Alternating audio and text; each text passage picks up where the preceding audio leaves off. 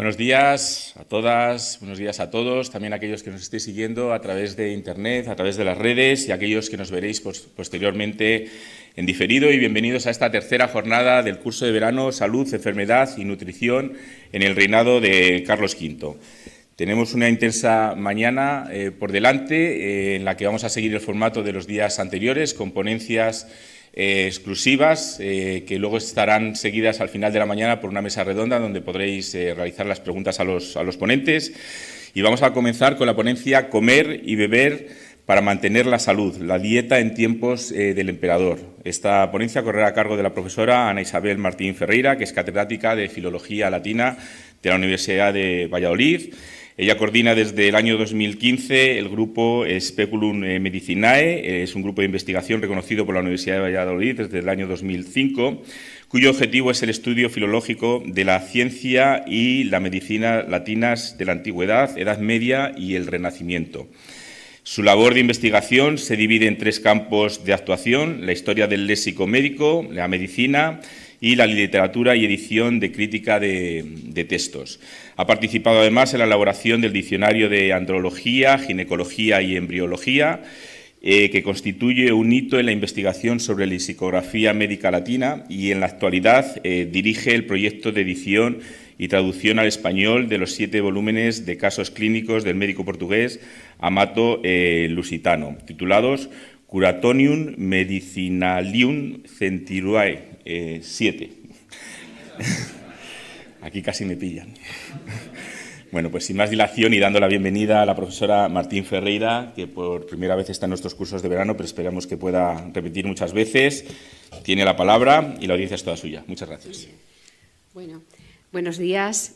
Muchísimas gracias por la invitación y muchas más gracias por la excelente acogida. Me he sentido estos días como en mi casa. Gracias, Miguel Ángel, Carlos y familias. Y bueno, muchísimas gracias al maestro y amigo César Chaparro, que no es la primera vez en su vida que confía en mí. Ahora solo espero no defraudarle. Voy a empezar con una serie de conceptos básicos, más duros, de la medicina del XVI, para luego meternos en harina y nunca mejor dicho. Bien, en época del emperador y antes, en un contexto médico, el concepto de dieta difiere del sentido que le damos hoy, aplicado en exclusiva a la comida y la bebida. En principio, según el concepto griego, la dieta constituía el régimen de vida en sí. Partiendo del corpus hipocrático, Galeno sistematiza este correcto modo de vida en el cuidado y orden que hay que poner en las llamadas sex res non naturales, bueno, las cosas no naturales. Son una serie de factores en las que el hombre puede intervenir, a diferencia de las cosas naturales, esto es la fisiología, en las que no se puede intervenir o poco, ¿no? Pues bien, estas 6 cosas no naturales eran, agrupadas por parejas, el aire o ambiente que nos rodea, la comida y la bebida, el ejercicio y el reposo, el sueño y la vigilia, las expulsiones y las retenciones y las pasiones del alma. La intervención del médico consiste en regular estas cosas correctamente, no solo en los tratamientos como parte de la terapéutica, sino también de manera preventiva, antes de que aparezca la enfermedad. Y de acuerdo también con los preceptos de la tradición clásica, podemos decir grosso modo que en todo esto, en el término medio, estaba la virtud. Todo ello compone la higiene, entendida en griego como el estado de salud frente a la enfermedad. De esta manera, la medicina clásica cuenta con 3 herramientas fundamentales en orden de intervención: dietética, farmacología y cirugía. Y muy pronto la primera se basó principalmente, aunque no en exclusiva, en la alimentación y la bebida. Bien, a grandes rasgos, la dieta o régimen, poco a poco con los siglos, va tendiendo a focalizarse. El primer ejemplo de ello es la obra del médico bizantino Antimo, que escribe una carta a Teodorico I, rey merovingio. Está escrita esta obra pues, hacia comienzos del siglo VI y es muy útil para conocer de manera más o menos directa costumbres alimenticias de la época, y es el primer testimonio de un gran choque de culturas en materia alimentaria. Digamos que es la alimentación de los francos frente a la alimentación mediterránea. Es un tratado de dietética donde se dan consejos de qué alimentos se pueden consumir, en qué condiciones son saludables para evitar las enfermedades. Con el paso de los siglos y este antecedente, la dieta se personaliza. Eso que en la Edad Media se llaman regimina en latín, es decir, los regímenes, los regimientos en castellano antiguo, ¿no? Es un título habitual de muchísimos tratados médicos y se refiere al régimen de vida que no se prescribe de manera general, sino de manera particular, con destino a un personaje determinado, normalmente un rey o un príncipe, un noble o prelado eclesiástico, o a veces se orientan estos regímenes a dirigir determinados estados, regimientos para embarazadas, por ejemplo, o para regir diferentes actividades, para viajeros, para intelectuales, para guerreros, incluso para enderezar y acometer situaciones extraordinarias como los regimientos de peste, que les sonarán a todos. En este contexto, hacia los siglos XIII o XIV, se consolida como un género literario, el de los regimientos, regímina, y lo conocemos pues, gracias a maestros medievales como Taddeo Alderotti, Pedro Hispano, Arnaldo de Villanova, en fin. En todos ellos, la misión del médico es recomendar un modo de vida saludable, en el que los alimentos tienen mucho peso. Y siempre se buscará el equilibrio entre lo que dicta la norma y el gusto del paciente, a la vez que también se tiene en cuenta su situación económica y social. Bueno, pues con este telón de fondo, cuando un médico se enfrentaba a la enfermedad en tiempos del emperador, lo entendía según el legado griego, como lo entendió Galeno, es decir, como una modificación preternatural del cuerpo por obra de la cual padecen inmediatamente las funciones vitales. Y el objetivo terapéutico consistía en restaurar la salud, ese equilibrio roto en cada paciente mediante diversos procedimientos, sin excluir la cirugía, pero fundamentalmente de una manera muy simple, eliminando lo que sobra y reponiendo lo que se ha perdido según la teoría humoral. Yo les digo a mis alumnos que era una medicina de quita y pon, a veces por esta cuestión. Bien, recordemos que, de acuerdo con la tradición galénica, los 4 humores del cuerpo, la sangre, la llamada flema o pituita, la bilis o cólera amarilla y la cólera negra o melancolía, dependiendo de las denominaciones, se relacionan con los 4 elementos, fuego, agua, aire y tierra, y tienen asignada una serie de cualidades, normalmente por pares, cálido, húmedo, seco y frío, que prevalecen en cada uno de ellos, en cada individuo y en cada humor por parejas de 2. Bueno, pues por ejemplo, la melancolía pues es fría y seca, decirlo. La sangre es caliente y seca, en fin. ¿Qué es lo que ocurre con la teoría humoral? El estado ideal es el equilibrio de los humores, ese equilibrio que se llama eucrasia en griego, simetría, ¿no? Simetría. Pero era un estado ideal que no se suele dar en los individuos. Dependiendo de los individuos, incluso según el sexo, el clima, las edades también, pues habrá unos individuos en los que prevalece un humor sobre otro y es su estado natural. A esto se llamó crasis o complexio, es la complexión, es el temperamento de cada uno. Por eso habrán oído hablar de que hay individuos que son flemáticos, son coléricos, son sanguíneos, etc. ¿Qué debe hacer el médico? El médico debe reconocer el temperamento del paciente. Y la alimentación se considera fundamental para restablecer el equilibrio perdido por parte de ese paciente o para mantenerlo en su caso. ¿Y eso qué es? Pues básicamente lo que conocemos como el ordo victus, ¿no? La ratio victus, el régimen alimenticio, en definitiva en términos latinos. Bien, detrás de todas estas teorías y detrás de toda la concepción de la alimentación hubo unos bestsellers indiscutibles que propició la imprenta. Las obras sobre alimentos, tanto de Galeno como Hipócrates, fueron la lectura habitual de una legión de médicos a lo largo del siglo XVI y aún antes, pero la imprenta propició que todo el mundo tuviera a su alcance ediciones de bolsillo, pues de las facultades de los alimentos de Galeno o sus comentarios a la dieta en las enfermedades agudas de Hipócrates. Este es el telón de fondo que hay. Bien. De este modo, siguiendo la estela de los clásicos, es habitual que los médicos recomienden alimentos capaces, es otra cuestión que lleva su traducción, alimentos capaces de generar bonus succus. ¿Qué es el bonus succus? Pues es buena sustancia. Habrán oído a lo mejor a sus abuelas. Esto tiene muy buena sustancia, ¿no? En un caldo. Y se desaconsejan los alimentos que hacen lo contrario, es decir, los que favorecen la generación de sustancias nocivas. ¿Por qué? Porque todo lo que se come, se ingiere, se digiere en el estómago, concebido como una olla en la que se produce la cocción de los alimentos. La pepsis en griego, ¿no? Hemos oído hablar de la dispepsia, la pepsis, ¿no? De la comida en el aparato digestivo.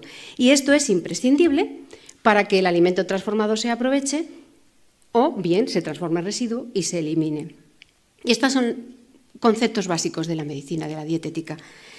Porque ¿qué ocurre si las sustancias no se digieren bien y se quedan, como ellos dicen, crudas en el estómago? Generan cruditates, es decir, acidez, etcétera. Es decir, esto es muy nocivo para la salud. Por eso, los médicos tienen que recomendar alimentos que puedan contrarrestar la falta de un humor o favorezcan la eliminación de lo que llaman la cualidad pecante, es decir, la sustancia nociva, que es la responsable en un momento dado de esa pérdida de equilibrio humoral.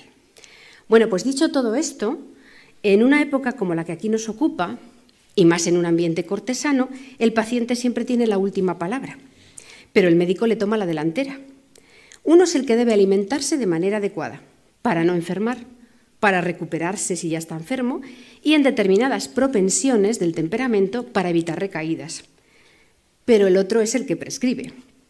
Y el primer paso es el tratamiento, es la dieta adecuada para cada ocasión, sea cual sea el motivo por el que el médico acude a ver al paciente. Bien, el soporte científico de la dieta, lo que acabo de exponer, lo que dicen los médicos, la doctrina, también el sentido común, ha de ponerse en relación, no obstante, con lo que supone beber y comer en la Europa renacentista. Como suele suceder, la teoría de los médicos choca con la realidad. Los preceptos científicos tienen su peso, pero las actitudes mentales y culturales son factores determinantes a la hora de mantener y cuidar la salud. Es decir, a la hora de decidir lo que se come y lo que se bebe. Y es que en el siglo XV y en el XVI no solo hay que hablar del movimiento renacentista al nivel de las artes y las letras, tal y como solemos entenderlo en nuestro mundo, sino de una manera más general y amplia. A nivel cultural abarca todos los aspectos de la vida. Ese hombre medida de todas las cosas, en el que solemos pensar cuando pronunciamos la palabra renacimiento, supone una revolución en el modo mismo de vivir. El hombre renacentista se sabe mortal. La religión casi le obliga a pensarlo cada día, a no descuidar su espíritu, pero el cambio de actitud fundamental, a grandes rasgos, con respecto al medievo, entraña otra manera de afrontar la vida también en la dieta, tal y como la hemos descrito. Y esto podría resumirse así. Bueno, cuidemos el cuerpo mientras vivamos, disfrutemos de él y hagamos que el paso por este mundo sea lo más placentero posible. Y de paso, tomemos medidas para alargar la vida. Y entre los grandes placeres de la vida, junto al sexo, están la comida y la bebida. Este hedonismo, este culto al cuerpo, esta aspiración a vivir más y mejor, preanunciada ya en el siglo XIV, entre el XV y el XVI, dentro de la humanística cristiana ofrece señales inconfundibles de una nueva actitud mental y cultural frente a los factores determinantes de la buena salud y la conservación de la vida. El régimen alimenticio se convierte en el centro de un nuevo concepto del buen vivir y la toma de conciencia del propio cuerpo y la vigilancia de la salud recorren los textos médicos, entre los que destacan los regimientos de sanidad. Ya me he referido a ellos, pero en el Renacimiento varían significativamente los títulos, tal y como pueden ver, y esto es señal de la nueva orientación. A los médicos les preocupa el cuidado del cuerpo y sobre todo la prevención de los excesos, y esta preocupación está presente en estos tratados de medicina, desde los que aún se encuentran en la tradición arabizante, medieval, basada sobre todo en el canon de Avicena, como pueden ser Francisco López de Villalobos y también Luis Lobera de Ávila, hasta los humanistas, los que fueron exponentes del llamado galenismo hipocrático renacentista, como Cristóbal de Vega, por ejemplo. Bueno, aunque desde diferentes enfoques, lo que unos y otros tratan de demostrar es que la buena mesa no está reñida con la salud, como indican también las fuentes literarias. Voy a aludir a Pedro Mejía. Si comparamos con otras épocas, en el siglo XVI tenemos mucha más información sobre comida y bebida que en épocas precedentes. A los libros de medicina se suman las crónicas historiográficas, epistolarios, obras pictóricas. Aquí tienen el archimboldo, ¿no? El manierismo, pero es el manierismo de los alimentos, ¿no? Tampoco podemos olvidarnos en la época de los primeros libros que publican los grandes chefs. Tenemos casi gurús de la cocina de entonces. Por ejemplo, el suizo Martino de Rossi, conocido como el maestro Martino da Como, el catalán Rupert de Nola y el veneciano Platina, que tienen ahí entre los más nombrados. Platina es uno de los tipos más interesantes, luego fue bibliotecario, ¿no? Papal. Platina escribe su obra De Honesta Voluptate a finales del siglo XV y es uno de los precursores de la corriente dietética basada en el placer moderado, que no descuida la salud, y esta corriente se difundirá por toda Europa durante la primera mitad del siglo XVI. Los médicos no dejan de mencionarlo, por ejemplo, Amato Lusitano. Respecto a la literatura, Pedro Mejía, en su coloquio El Convite, además de sugerir también un régimen de salud conveniente, señala que los banquetes no solo deben permitirse, sino que son necesarios y provechosos, ya que Cristo también los aprobó. No es extraño que se contemple la última cena como un banquete. Incluso también Erasmo de Róterdam, ¿no?, en el banquete profano. Se trata de defender un banquete que restaure el cuerpo sin descuidar el espíritu. Pero el banquete, tal y como empezó a concebirse en tiempos del emperador, también tuvo sus detractores por parte del exceso y la opulencia que ellos conllevaban. Antonio de Torquemada es uno de ellos y dejó su testimonio en los coloquios satíricos. El mayor hierro que pueden hacer los hombres es comer más de aquello que puede gastar la virtud y el calor natural, porque según la doctrina de todos los médicos, la indigestión y corrupción de los manjares que de ella se sigue es el origen de todas las enfermedades. Es idéntica voluntad la que manifiesta el doctor en sus coplillas Lope de Villalobos, ¿no? Y dice, porque la gente se ha dado al muy sobrado comer, que el muy harto no a placer antes se haya ilisiado, quedar con hambre es buen modo para gozar la comida, y es penosa y triste vida andar harto el tiempo todo. Lo verá, como tendremos ocasión de ver, es quizá quien más claramente avisa desde el prólogo de su obra de los peligros para la salud, no solo de los presentes, sino también de los futuros, de toda persona asidua a los placeres de la mesa. Y desde la medicina más académica, pues tenemos el testimonio también de Cristóbal de Vega, que avanza lo mismo desde la perspectiva del médico real y de nobles, que tiene que sucumbir a las invitaciones porque son compromisos sociales, y luego dice que se encontraba fatal de salud. Bien, todo viene a confirmar que la costumbre de banquetear fue una moda introducida por don Carlos que llegó para quedarse, y a los médicos les tocaba la misión de regular los excesos. Los galenos arremeten contra la gula a la que arrastra el banquete y de entrada aconsejan comer solo cuando se tiene hambre, que no es lo mismo que las ganas de comer, y no abusar de ciertos alimentos en detrimento de otros. La clave, como nos recomiendan los médicos en la actualidad, estaba en la cantidad y el equilibrio. En una época en la que se empieza a hablar de etiqueta y código deontológico por parte de los profesionales de la medicina, cobra importancia el triángulo hipocrático. El triángulo hipocrático sitúa en uno de los vértices la enfermedad, en otro está el médico y en otro el paciente. Por mediación de la primera, los dos están condenados a entenderse. Uno debe prescribir, pero también el otro debe obedecer. No obstante, en caso de desobediencia por parte del paciente, los médicos siempre tenían a mano el remedio, pues todo tratamiento, pero más el de la repleción, la llamada plétora, que se ocasionaba por los excesos gastronómicos, todo tratamiento comenzaba por la purga y su compañera la sangría por flebotomía. La causa de las enfermedades en general se atribuía a la acumulación de materia pecante, como ya he dicho, por lo que el objetivo principal del tratamiento era lograr disolver la materia que sobraba y favorecer su expulsión, bien fuera por las vías superiores o por las vías inferiores. Frente a los atracones y a los alimentos de mala sustancia y crudos en el estómago, se imponían medicamentos y alimentos alternativos y sobre todo los laxantes. Entre los medicamentos alimento, por ejemplo, se encontraban en este caso las borrajas. Curiosamente es una verdura que al parecer era de las pocas que gustaban al emperador. Y entre las segundas, pues las decocciones de ruibarbo o de sen, que podemos decir que eran mano de santo para limpiar y purificar el cuerpo. Pero no las prueben, por si acaso. Bien, banquete y dieta. Bueno, he puesto ahí el diccionario de la Academia para que vean que banquete más o menos sigue teniendo los mismos significados que tenía en el 16, pero quizá yo me quedo con el segundo, ¿no? Una comida espléndida. Pero iba más allá, porque el banquete se convirtió en un símbolo de placer y en una nueva manera de demostrar el poder y la riqueza también en la mesa por parte de los poderosos. Casi era un estilo de vida. Con el banquete se hacía ostentación del estatus social y en política podía servir para cerrar acuerdos y pactos, aunque luego no llegaran a buen puerto, ¿no? Banquetearon juntos Francisco I y el emperador más de una vez, pero después de tanto abrazo y tanto exceso no llegó la cosa a buen puerto.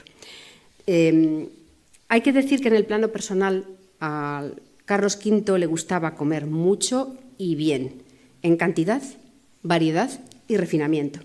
También le gustaba beber, pocas veces a lo largo de la comida, pero en cantidad generosa de cada trago, quizá no más de 3 veces por comida, pero medio litro de cada ingesta, y más si era cerveza, que le encantaba, y era capaz de beberse una jarra de 1 litro de un tirón. Recordemos que hasta este monasterio se trajo su maestro cervecero.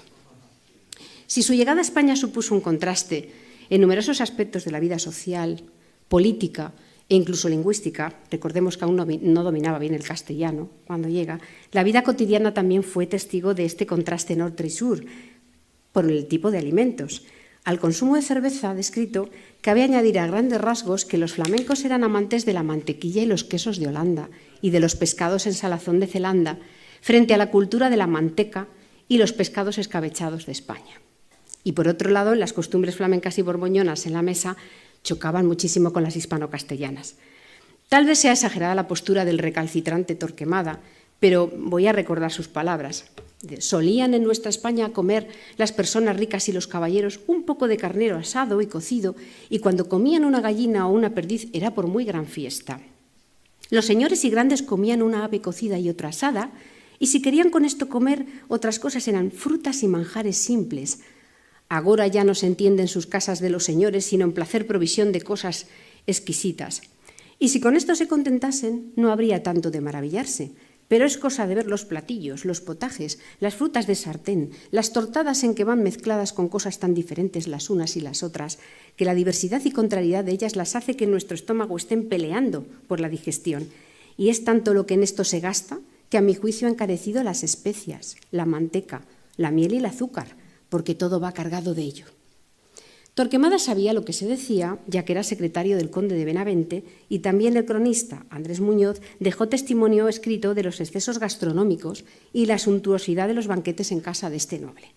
Aun limando las exageraciones que pueda encerrar toda alabanza de tiempo pasado, es cierto que el propio médico del emperador y su acompañante en tantos viajes hasta la década de los 40, Lovera de Ávila, también puso de relieve en su obra esa nueva manera de comer, el modelo del banquete al estilo imperial.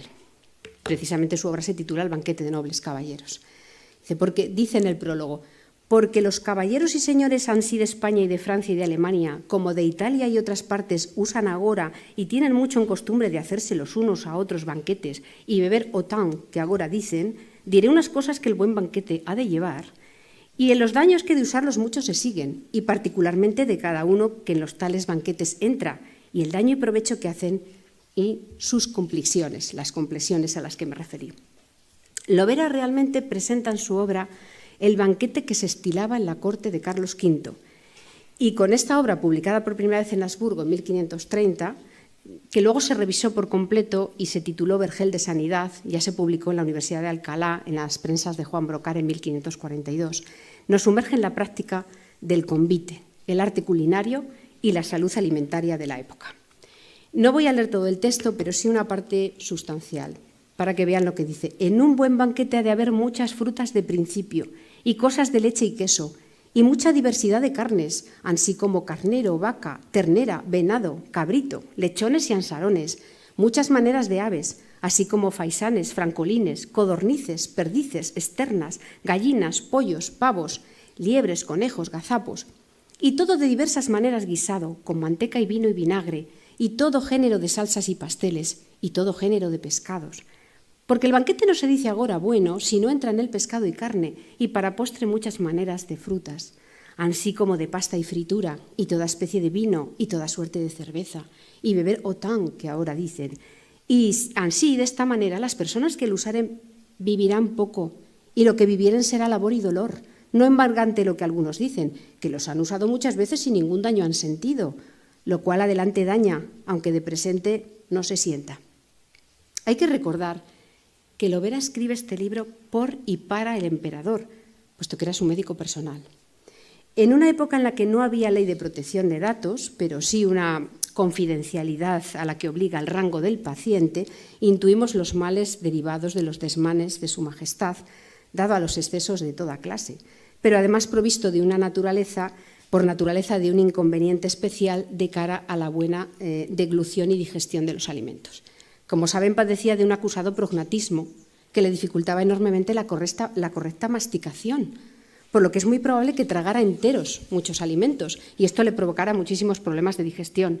unidos a la probable diabetes que sufría por exceso de comida y dulces y a la gota, casi endémica entre todos los aficionados a la gota, y que también padeció después su hijo Felipe II. En materia de enfermedades venéreas no nos compete entrar hoy. Carlos V fue una víctima de su dieta.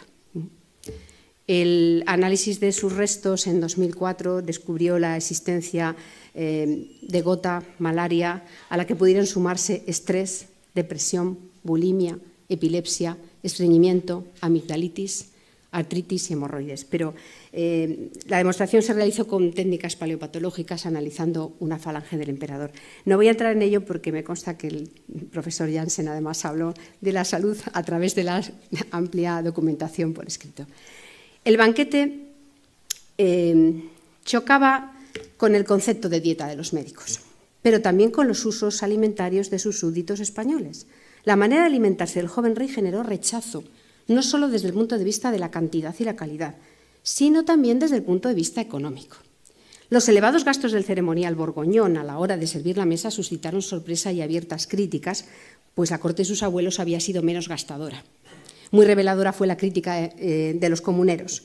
La llamada Ley Perpetua de estos reinos, promulgada en 1520 en Tordesillas, le aconseja que modere los gastos, porque haciéndose ansí al modo y costumbre de los dichos señores reyes pasados, cesarán los inmensos gastos y sin provecho que en la mesa y casa de su majestad se hacen. Esta nueva mesa, hay que decir que entraba por los 5 sentidos. La verdad es que el cuadro elegido para cartel del curso es maravilloso, ¿no?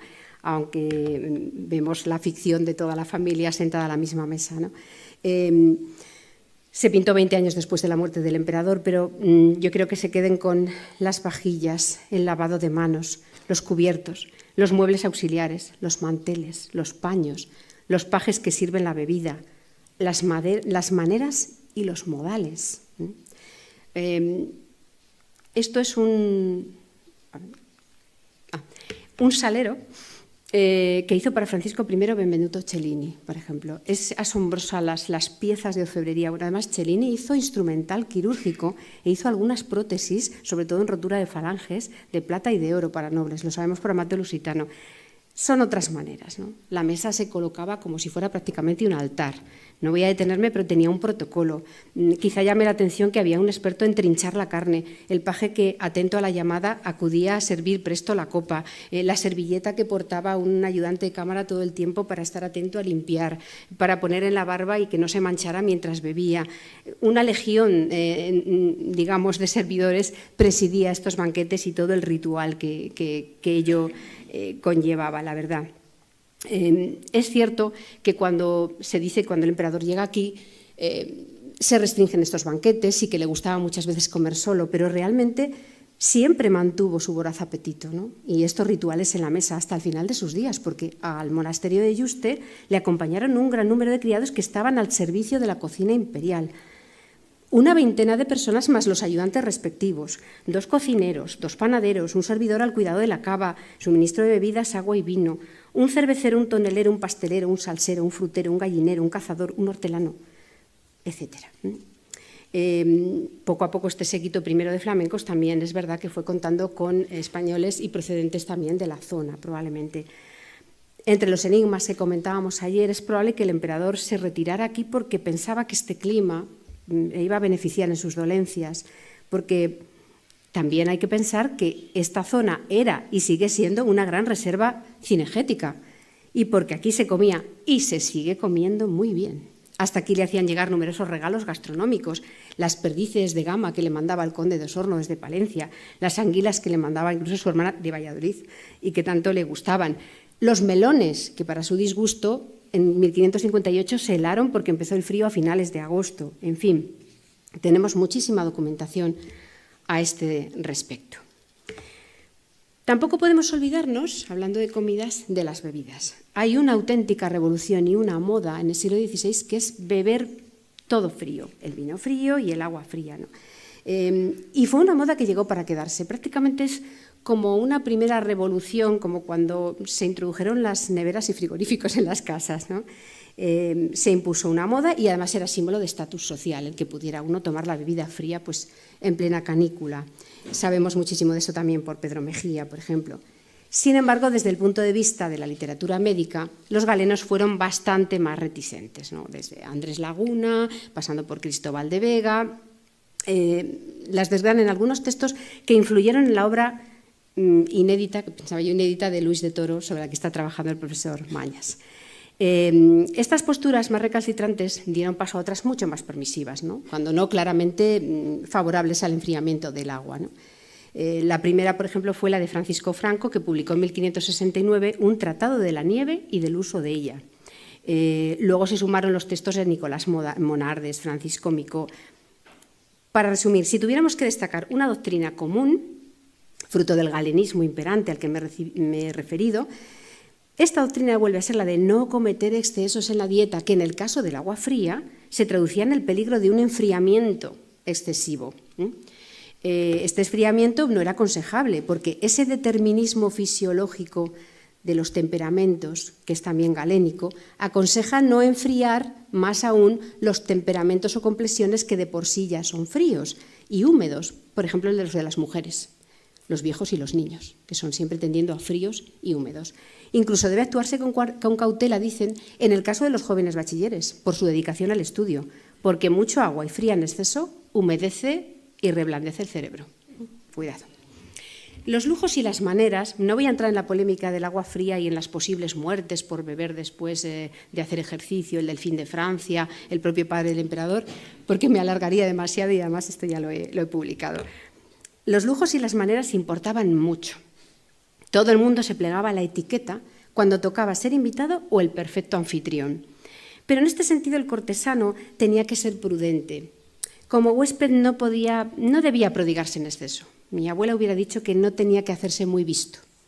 Tener cuidado con lo que se bebía y lo que se decía, sobre todo cuando el vino calentaba la boca. Fray Antonio de Guevara, en Aviso de privados y doctrina de cortesanos, dedicó al tema de la alimentación el capítulo titulado «De la templanza y crianza que el cortesano ha de tener cuando comiere en la mesa de los señores». Allí critica a los cortesanos que se aprovechaban de la mesa ajena, que incluso sobornaban a los criados para tener un sitio relevante.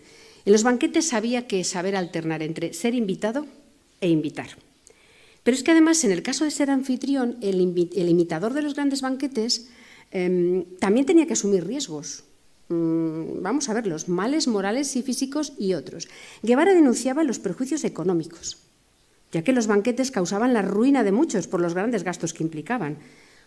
Organizarlos suponía la compra de gran cantidad de productos y muy caros, disponer de muchos recursos humanos para servirlo y prepararlo, hacer grandes dispendios de decoración en el comedor y en la mesa, asumir también gastos adicionales para entretenimiento de los comensales, por ejemplo, música, baile, teatro.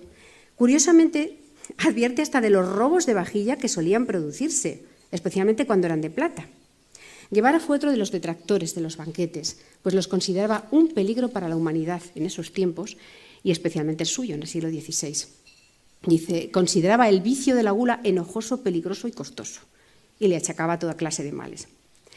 En una palabra, los banquetes podían tener consecuencias nefastas para la salud, para el bolsillo y para el ascenso social si no se medían las maneras. Pero, a pesar de las reticencias, el banquete fue un modelo a imitar. Comer y beber de manera espléndida constituyó una de las principales modas cortesanas, y así lo refiere también el humanista Juan Valdés en su Diálogo de la Lengua, en 1533. Dice, el juego, el vestir, el banquetear son tres cosas que con la venida de su majestad a España han crecido en tanta manera que se siente largamente en todas partes. Y muy pronto este modo de comer importado en los primeros años del reinado se sumó a los usos cortesanos castellanos, también portugueses, porque no olvidemos a la emperatriz, incluso puntualmente granadinos y por lo tanto moriscos, y acabó convirtiéndose con el tiempo en un modo de comer a la española, que a su vez fue exportado a otros países de Europa, incluso a América, favoreciéndose los intercambios de los que tan amenamente y estupendamente nos habló el profesor Nikita Harwich ayer. Bueno, voy a ir a analizar la comida de los pobres, claro, evidentemente.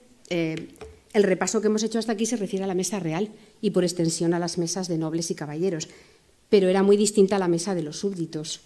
En primer lugar, hay que tener en cuenta que en el siglo XVI la población aumentó considerablemente en muchos países de Europa. En Castilla, se dobló entre 1530 y 1594, pasando de 3 millones a 6, lo que significó que este país, que había sido exportador de cereales en siglos anteriores, se vio obligado a importarlos. Ello quiere decir que los recursos alimentarios básicos empezaron a escasear. Y nos estamos refiriendo al pan, que entonces no era un mero acompañante de la mesa, sino que era un alimento fundamental, la base de la alimentación. Los gobiernos se vieron obligados a tomar medidas. Hubo algunos momentos en que se fomentaron en determinadas zonas cultivos de arroz o se redujo el terreno dedicado a pastos para proceder a ser cultivable. Un momento crítico en Europa fue hacia mediados del 16, cuando el médico Jacques Dubois, más conocido para nosotros como Silvius, publica en francés una obra titulada Régimen de la salud para los pobres, luego se tradujo al latín, y lo que no sabemos es hasta qué punto pudo ser de utilidad para los pobres, dada la incidencia del analfabetismo en las capas bajas de la sociedad. En esta base de la pirámide nutricional, otra manera de sucumbir a las hambres fue el redescubrimiento del alforfón o el trigo sarraceno, ¿no?, que también se usaba en muchas partes de Francia, ¿no?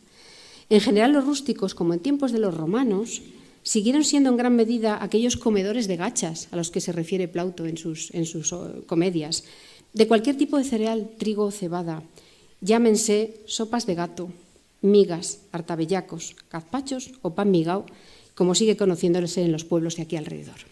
Los pobres comían pan y carne, más lo primero que lo segundo, fuera blanco o fuera negro. Y dependiendo de la dicotomía campo-ciudad, podían tener animales en casa o adquirir la carne menos noble, fundamentalmente las vísceras. Hígados, menudillos, callos, patas, la casquería que tanta huella ha dejado en nuestra comida tradicional. En el campo se cuidaban aves de corral y, dependiendo de las zonas, ovejas o cabras. Y sobre todo, el cerdo. La historia del cerdo en la que ahora estamos inmersos en el equipo está ligada a la de la humanidad, pero en esta época estaba sujeta a prohibiciones, a las prohibiciones de la religión. Y no es que fuera una carne que se prodigara demasiado en la mesa de los ricos, si exceptuamos los jamones de Montanche, por supuesto, y los lechones. Pero la grasa universal para unos y para otros era la manteca de cerdo, muy por encima del aceite de oliva en contra de lo que pueda parecernos, para guisar, para hacer dulces, para hacer ungüentos medicinales y en usos cosméticos. Sin olvidar que con la grasa, el pan, la sangre, la calabaza, la cebolla y otros condimentos, sobre todo cuando llegó el pimentón para quedarse en esta zona, pues se empezaron a elaborar socorridas comidas de pobres como las morcillas, de cebolla, de sangre, de calabaza y luego, con la llegada del nuevo tubérculo, nuestra patatera. El aceite de oliva era caro, se reservaba para aliñar y tomar en crudo, para elaborar aceites aromáticos y medicinales, ungüentos y linimentos, y en alimentación sobre todo en las ensaladas, que eran el plato por excelencia en las cenas y se aliñaban con aceite y vinagre. También se empleaba para freír, principalmente el pescado y más en tiempos de Cuaresma. La necesidad de cumplir con los ayunos que mandaba la Iglesia hacía que el aceite se exportara también, bueno, antes de la Reforma, claro, al norte de Europa, Inglaterra, que eran los territorios de la mantequilla. Pero el aceite que llegaba a aquellas latitudes solía ser oscuro, turbio, acre, de ahí el dicho inglés, ¿no? As brown as oil. En este sentido, los alimentos formaban parte de la dieta, pero también de los preceptos religiosos. El aceite de oliva se convirtió en señal inequívoca de judaísmo. Cuando en una casa se guisaba con muchos ajos y aceite, cuando las flores de sartén eran masas de harina y agua, a lo sumo huevo, pasados por aceite, azúcar y miel, el comisario de la Inquisición solía tener pocas dudas al respecto. El tocino podía ser un salvoconducto estupendo para evitarse problemas. Los textos médicos, sobre todo cuando empieza a cultivarse el género de las observaciones, de las historias clínicas, son un testimonio excepcional al respecto. En algunos lugares se cocinaba con grasas alternativas, también usadas en tratamientos de uso tópico y lavativas, como la grasa de gallina, la enjundia y ánade, en general de toda la volatería. El sebo de oveja y cabra. Eran mucho menos blancas estas grasas y con un olor más potente y desagradable que las del cerdo, pero también se tenían a mano y no incumplían los preceptos. Además de los alimentos mencionados, un alimento estrella y completo eran los huevos, fundamentalmente de gallina, pero no siempre había, y eran un producto caro y demandado por su tremenda versatilidad. Los médicos los recomiendan preferentemente cocidos, escalfados o pasados por agua, pero fritos y estrellados con puntillas eran y siguen siendo un manjar, como tiene en el cuadro de Velázquez. Otros productos estaban sujetos al ciclo de las estaciones. Nos referimos a los productos de la huerta, los nabos, las calabazas, chiribías, lechugas, pepinos, coles, leguminosas, fundamentalmente la familia de las habas, los habichuelos, ¿no? Luego se disparó exponencialmente con la llegada de nuevas especies del Nuevo Mundo, pero aquí se seguían comiendo lentejas y garbanzos y también muchos altramuces, conservados en salmuera, como se usan de aperitivo en la actualidad. Con todo ello, se elaboraba la olla. La más conocida en Castilla lleva el nombre de olla podrida, tal vez por su contundencia y olor, pero como dicen los médicos, seguramente también por las flatulencias que provocaba. A las verduras y las legumbres podían sumarse las tajadas de carne, el antecedente de todo cocido. Y de este modo, en proporción variable, dependiendo de la riqueza y la disponibilidad, se podía disponer de caldos, verduras, legumbres y carne. El caldo de gallina es un clásico recomendado por los médicos, igual que el manjar blanco. El manjar blanco era un plato muy popular para convalecientes en el Renacimiento, elaborado a base de pechuga de pollo, leche, almendras y arroz. El hombre de campo también solía secar las hierbas, el perejil, el tomillo, el orégano, lo que aquí llaman la hortelana, y nunca faltaban cebollas y ajos. Lo llamaban la tríaca de los rústicos. Tríaca por el nombre de uno de los medicamentos más famosos de la época, una especie de antídoto universal que, por cierto, era carísimo. Aunque fuera de una manera intuitiva, los médicos ya les concedían el marchamo de alimento-medicamento por sus buenas propiedades, para los catarros, la ronquera, para las inflamaciones. El punto en contra lo constituía el fuerte olor, por lo que en las mesas de los poderosos no se prodigaban, ya que ocupaban el espacio otros condimentos más aromáticos y también mucho más caros, las especias. Jengibre, azafrán, canela y clavo, los cuales también eran ingredientes de numerosos fármacos que no estaban al alcance de todos los bolsillos. El pobre a veces estaba más cerca de alcanzar el ideal de una buena dieta, según los preceptos médicos, que distinguían muy bien entre medicamentos y alimentos que poseían propiedades medicamentosas. Ellos hablan de alimentos nutrientes, es decir, que se quedan para reponer el organismo, que el organismo los tolera, que se absorben fácilmente y se transforman en esa sustancia nutritiva. Por ejemplo, las yemas de los huevos, los hígados de las gallináceas, las carnes de aves en general. Y luego también hablaban de medicina nutriente, es decir, una sustancia que actúa en el organismo porque tiene buenas cualidades y que también se asimilaba muy bien. Por ejemplo, en este caso están los higos secos, frutas a las que me voy a referir. Respecto a las frutas, vuelvo a la exuberancia de Archimboldo. Los textos médicos latinos llaman a las frutas de temporada horarias o fugaces. No me digan que no es bonito el nombre. Pero las desaconsejaban, sobre todo las frutas verdes, porque fermentaban rápidamente en el estómago y podían causar diarreas y cólicos, por lo que habitualmente, tanto ricos como pobres, pero fundamentalmente estos, las tomaban en confituras y conservas, y también desecadas. Eran muy frecuentes las ciruelas, las uvas, los higos, las cerezas, las castañas, las bellotas, las granadas, las manzanas, peras, membrillos, albaricoques, melocotones, melones y sandías. En las dietas reconstituyentes, tras un proceso morboso, después de realizar al paciente numerosas purgas y sangrías, ¿no?, durante el tratamiento de numerosas afecciones en general, los médicos recomendaban frutos secos y conservas y confituras. La que se lleva la palma, como ayer nos dijo también el profesor farmacéutico, el almíbar, la llamaba miba en árabe, el almíbar de membrillo y también su conserva, a la que se le reconocían excelentes propiedades reconstituyentes y también muy digestivas. Se podía tomar sola o especiada, claro, dependiendo de la disponibilidad y la economía del paciente siempre. Bien. Llegados a este punto hay que hablar del azúcar. El hombre de campo normalmente utilizaba como edulcorante las pasas y la miel, pero el azúcar fue entrando poco a poco a la mesa del hombre del Renacimiento, a partir de los siglos XIV y XV, a pesar de que en un principio el azúcar se relacionaba con los medicamentos y se dispensaba en las boticas. En el siglo XVI podemos decir que ya se usa para todo, como puede comprobarse en las recetas del Platina. Prácticamente se convirtió en un alimento indispensable, dotado de gran prestigio. Y no parece que se limite a la cocina de las clases altas, puesto que a mediados del siglo el azúcar se cita junto al pan, el vino, el aceite y el queso como uno de los alimentos que se reparten entre los pobres en algunos conventos. Se producía en la India ya desde la antigüedad, ahí tienen la ruta casi hasta la época actual. Y fueron sobre todo los árabes quienes la extendieron por Occidente. El azúcar seguía importándose de la India, Madeira, Canarias, Y sobre todo se utiliza muchísimo el llamado azúcar rubio de Santo Tomé en el Golfo de Guinea. Los portugueses fueron especialmente activos en el comercio del azúcar y luego la producción se multiplicó con los cultivos de caña en numerosas zonas del continente americano. Además de para endulzar medicamentos, se usaba para caramelizar alimentos muy diversos, tan diversos como el cilantro, las borrajas, las cerezas, los piñones, las almendras, las peras, las naranjas y los limones.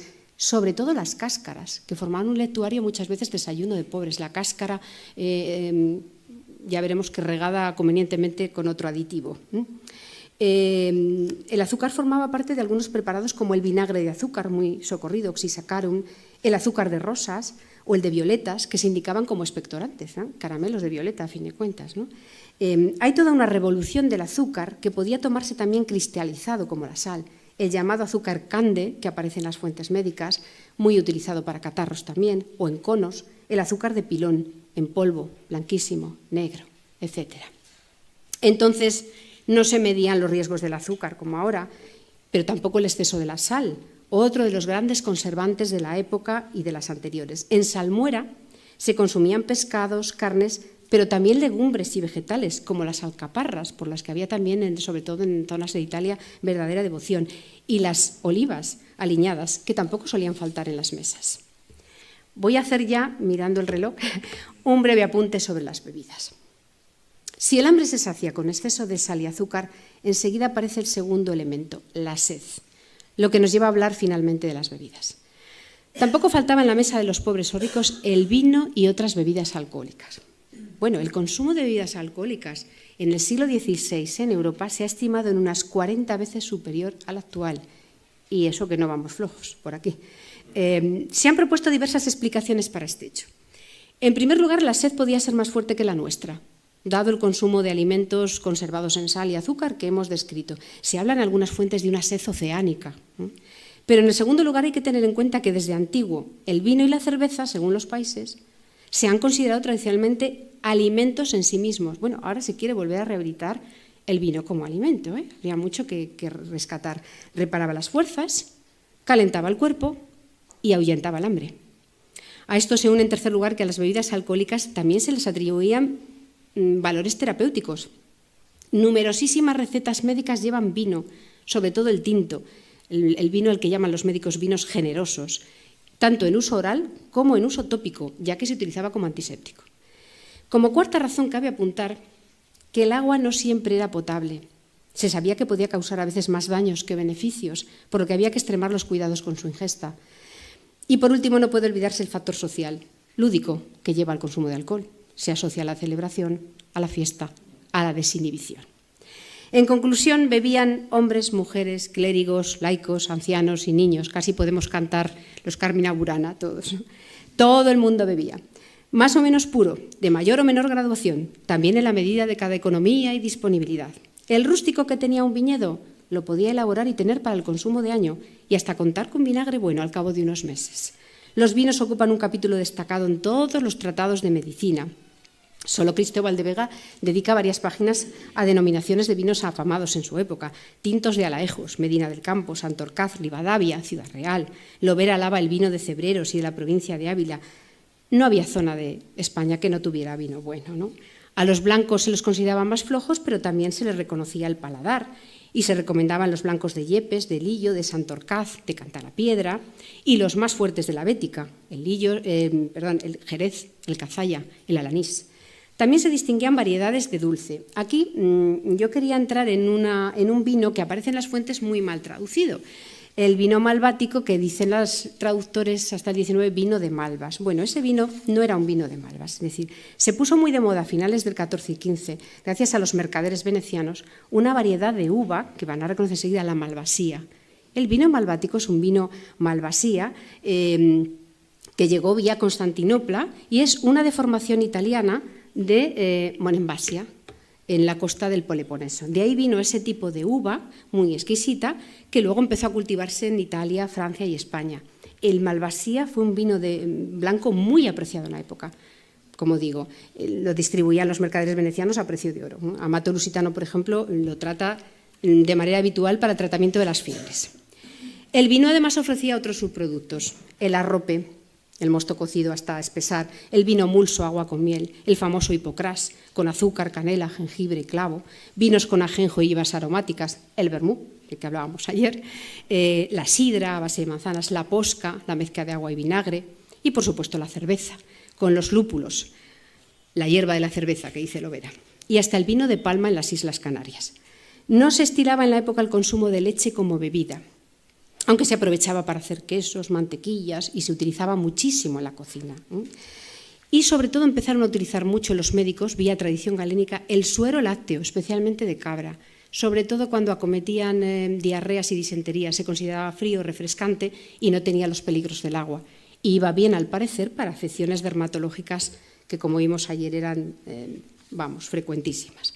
Bien, concluyo. El banquete cortesano representaba el ideal gastronómico dotado siempre de abundancia y refinamiento. Reyes y nobles comían y bebían mucho, y comían y bebían bien, y era un signo nuevo de poder y una nueva manera de entender la política y las relaciones sociales alrededor de la mesa.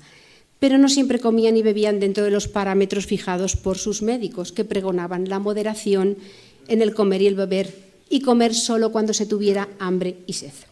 En el extremo opuesto se hallaban las mesas de las clases populares y las mesas de monasterios y conventos, en las que no me he detenido para no extenderme.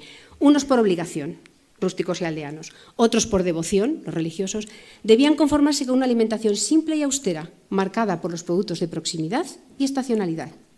Campesinos y artesanos por falta de medios, monjes y frailes por sus reglas, no siempre seguidas a rajatabla, comían menos, pero comían en cierto modo mejor, aunque acaso por su salud física y moral fuese mucho mejor esta alimentación sencilla, lo cual no dejaba de proporcionar unos placeres llenos de encanto que la cocina de hoy parece haber descubierto. Muchas gracias.